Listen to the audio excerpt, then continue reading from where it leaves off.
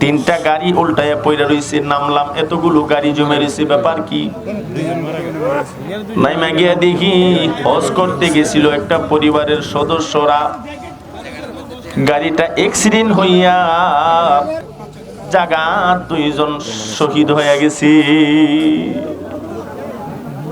বড় কষ্টের বিষয়, ছোট একটা মাসুম বাচ্চার সাথে ফায়ার সার্ভিস আইসা এই বাচ্চাটাকে প্যাকেট করছে। ছোট একটা বাচ্চা প্যাকেট করছে, এই বাচ্চাটার শরীরে জামাতে রক্ত মাখা, চোখের পানি ধরে রাখতে পারি না, বাচ্চাটাও মরে গেছে। বাচ্চার সাথে সম্ভব হইতো মা অথবা বাবা বড় একটা লাশ প্যাকেটের ভিতরে ঢুকাই দিছে। বললাম ঘটনা কখন হইল? হুজুর এই মুহূর্তে ঘটনা হয়েছে।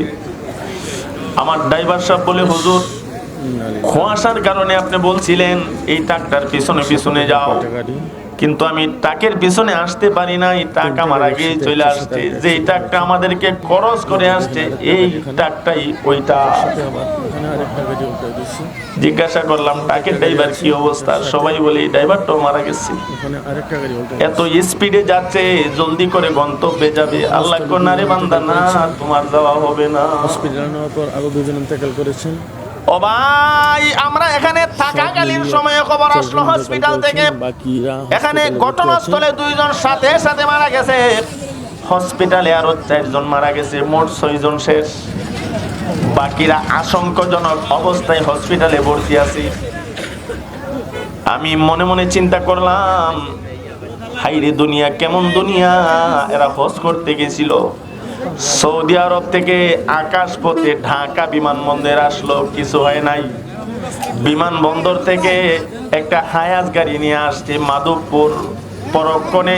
গাড়ি আমরা চেক দিয়া পাসপোর্ট পাইলাম, পাসপোর্টের ভিতরে তাদের ঠিকানা দেখলাম মাধবপুরের বুল্লা নামক গ্রাম আশপাশে।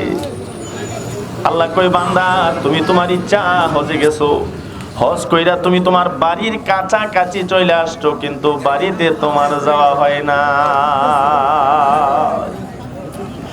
এর দ্বারা কি বুঝলেন? আপনি আপনার ইচ্ছায় আপনি বাড়িতে যাইতে পারবেন না। আমি নূরে আলম আশরাফি ভাবতেছি বিবারিয়া থেকে আসছি, আবার তো আমি বাড়িতে যাবো। ঘরতে যখন 10টা 10:30 বের হয়, মার কাছে বলি, মা একটু দোয়া কইরা দিন, যাবো সুনামগঞ্জ। মা তো আল্লাহর কাছে দোয়া করে দিছে, যাও, আল্লাহ তোমার কুদরতি হাতে আমার জাদুমণিরে দিলাম, কিন্তু বিদায় তো নিয়ে আসলাম, বাড়িতে যাইতে পারবো এর কিন্তু গ্যারান্টি না।